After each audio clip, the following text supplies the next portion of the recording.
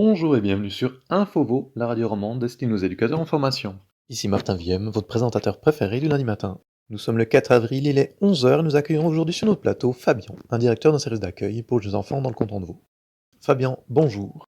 Bonjour Martin. Depuis quelques années, les comportements des filles mettent de plus en plus les institutions sociales en difficulté. Fabien, est-ce que vous voulez nous en présenter un exemple?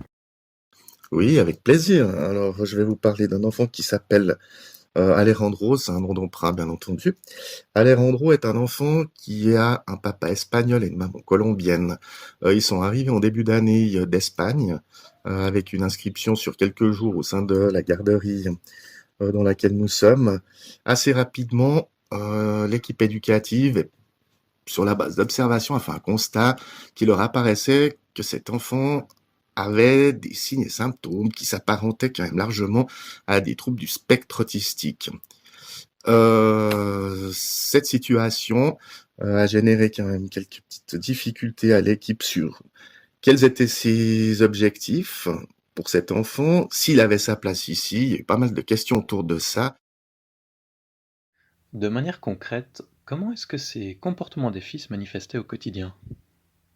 Alors, au quotidien, la première des choses qui était à remarquer et remarquable, c'est qu'il n'est pas du tout dans une attention de ce qu'il est en train de se passer, donc il fait ce qu'il a envie de faire.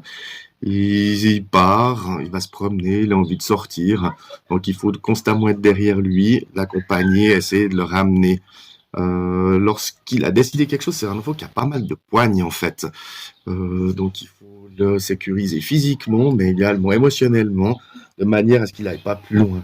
Maintenant, il y a des moments où on lâche quand même un petit peu l'espace nécessaire, il part au bureau de la direction, puis il va contempler les classeurs pendant un bon moment.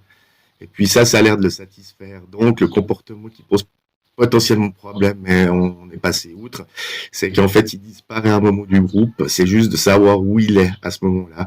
Et puis s'il en présente d'autres adultes et qui ne dérangent pas, il n'y a pas de souci, on le laisse faire. Après, il y a également le fait du moment de la séparation qui peut être parfois compliqué, notamment si les personnes qui l'accueillent ne sont pas celles qui connaissent.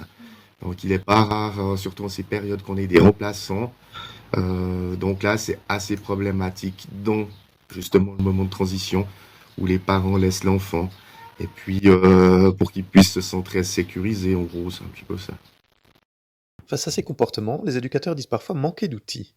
Est-ce que vous pourriez nous en dire plus sur les stratégies que vous avez pu mettre en place? Donc très vite, on a proposé un entretien à la famille, un entretien simplement pour leur faire part de nos observations et puis les orienter un tout petit peu sur nos inquiétudes, voir s'ils partageaient ces inquiétudes. Alors assez rapidement, le papa euh, était un petit peu sur la même ligne que nous et la maman avait de la difficulté à se situer par rapport à ça. Elle était un petit peu dans le déni. Alors, pour pouvoir sortir de cette situation, nous, on leur a demandé d'avoir un second avis et puis de faire appel à leur pédiatre pour voir s'il y avait des observations à ajouter justement aux nôtres. Le pédiatre, après un examen de l'enfant, nous a demandé de rédiger un rapport sur nos observations afin de voir s'il allait y donner suite. Très rapidement, le pédiatre a orienté justement la famille au CHUV pour justement avoir un diagnostic médical posé par rapport à cette situation qui lui apparaissait également comme poser quelques suspicions.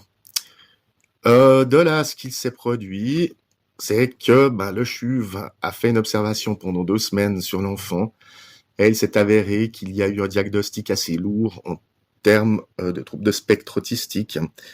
Alors, en parallèle, la question qui se posait pour nous, c'était par rapport à l'équipe, évidemment, les questions qui se sont posées, c'est est-ce qu'il avait sa place ici? Donc, dans un premier temps, il a fallu juste reposer un tout petit peu le cadre avec la nouvelle donne de 360. Oui, ces enfants ont leur place parmi nous. Donc, à partir du moment où on était sorti de cette histoire-là, il a fallu se poser la question sur comment on allait intégrer au mieux cet enfant pour répondre au plus près de ses besoins. Cette situation a permis de re-questionner l'ensemble en fait des lignes pédagogiques de l'institution en partant d'un principe, c'est que lui avait des besoins spécifiques. On accueille d'autres enfants qui ont également des besoins spécifiques, des enfants atteints de surdité, des enfants qui ont des problématiques familiales. On en fait beaucoup pour ces enfants-là, donc l'idée était de questionner l'ensemble du modèle pour partir d'un seul principe, c'est que chaque enfant, quel qu'il soit, a des besoins spécifiques. Donc dans la construction en fait de nos travails et des objectifs, des attentes par rapport aux enfants, on est sur de l'analyse situationnelle qui permet pour chaque moment de développer les compétences propres à l'enfant. Ça, c'était la première des choses, c'était au sein de l'équipe, ce qui a eu la vertu de rassurer un tout petit peu l'équipe, mais également de voir où se situaient nos propres limites.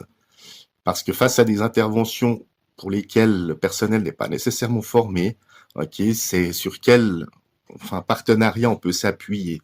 Donc assez rapidement, le CHUV est intervenu, une personne de référence a été nommée, un ergothérapeute, une logopédiste a été nommée également.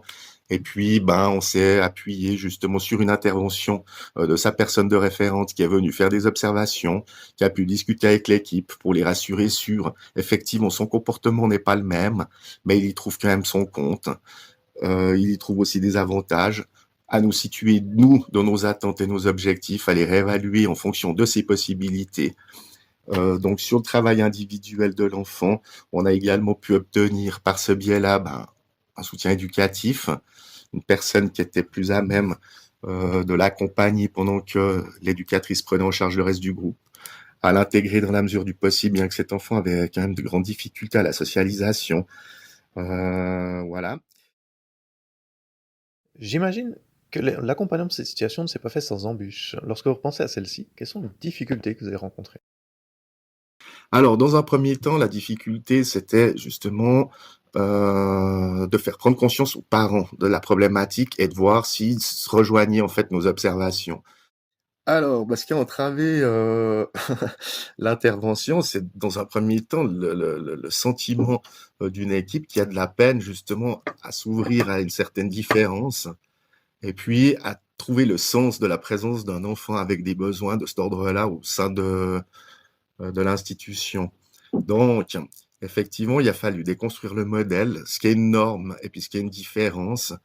Alors ça, c'était tout bénéfice, parce que ça a permis à chacun de se situer sur toutes les autres spécificités, les enfants allophones, monoparentales, etc., etc., en ciblant les besoins de manière individualisée.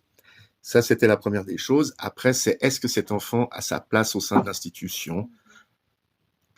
La réponse à ça, la vraie difficulté telle qu'elle s'est posée, c'est mon désarroi. Donc, mon désarroi en tant que professionnel fait qu'a priori, il n'a pas sa place. Ok, j'y mets pas de sens parce que je suis face à une difficulté et que j'arrive pas à la dépasser.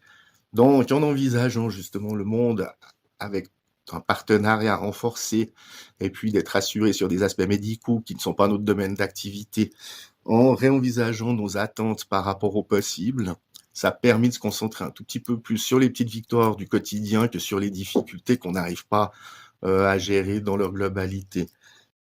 Maintenant, il reste quand même quelques difficultés, c'est au niveau du statut de la famille. Comme je l'ai dit tout à l'heure, il y a un des deux parents qui accepte la situation et qui veut se donner les moyens de dépasser, un deuxième qui est dans la négation. Donc là, il y a un accompagnement à faire justement, là pour le coup, pas pour l'enfant, mais pour la famille, pour essayer justement de faire en sorte que chacun s'implique complètement dans cette situation. Et en termes de facilité? Sinon, ça a aussi fait en termes de facilité, c'est l'intervention assez rapide de l'ensemble des partenaires, la mobilisation de chacun. Et là, je dois dire, à partir du moment où les demandes ont été faites, a posteriori, évidemment, ça a pris 4-5 semaines, donc c'est toujours long quand on le vit, mais a posteriori, ça a été assez vite pour tout le monde, et puis on arrive à se situer, puis à avancer. Quels moyens supplémentaires est-ce que vous auriez souhaité avoir pour vous aider à surmonter ce défi? Alors, des moyens supplémentaires, moi, je pense qu'on les a tous eus. C'est pas un problème. Je pense que les moyens supplémentaires, à partir du moment où tu te donnes les moyens justement de les trouver, tu les obtiens. Alors, le moyen supplémentaire, c'est clair, ça aurait été des moyens d'anticipation, faire que les processus se déroulent plus rapidement, faire que les personnes soient plus ouvertes à ça. Mais en fait, c'est face à ces situations que les progrès se posent. Donc, je pars du principe que maintenant que c'est arrivé, les prochains, on aura tout ce qu'il faut. Mais c'est vrai que c'est la construction, comment on se positionne, et puis ça va mobiliser les ressources, Et puis aussi, se préserver soi-même en tant que professionnel en se disant on n'a pas tout à réussir, on va faire notre bout. Mais si chacun fait son bout, normalement, on devrait pouvoir s'en sortir. Qu'est-ce que vous auriez souhaité dans un monde idéal? Alors déjà, moi je pars du principe que l'idéal n'existe pas, donc en fait dans un monde réel, je pense qu'il n'y a rien à changer. L'autisme ou toute autre spécificité faisant partie de la vie. Alors je pense qu'il y a une échelle qui respecte l'individu, donc la spécificité de l'enfant et son développement. S'il y trouve un certain avantage à être présent pour le développement de ses compétences, je pense que c'est un ajout pour la totalité de la structure. Comme je le disais, hein, on peut la faire pareil sur les allophones, on peut la faire pareil sur les enfants atteints de surdité. Le fait d'avoir cette mixité est représentatif du monde dans lequel on vit. Donc on va pas idéaliser le monde, mais on va essayer de construire un monde meilleur en partant du principe qu'on peut intégrer justement ce genre de personnes, pour le moins sur un petit bout en tout cas. Merci encore Fabien pour vos réponses et pour le temps que vous nous avez consacré. Alors avec plaisir. Merci aussi à Sam Seymour à la sono et Lina Margarita pour la production. Chers auditeurs, auditrices, nous vous disons à lundi prochain pour notre émission quotidienne. Maintenant, un moment musique avec Disco FM.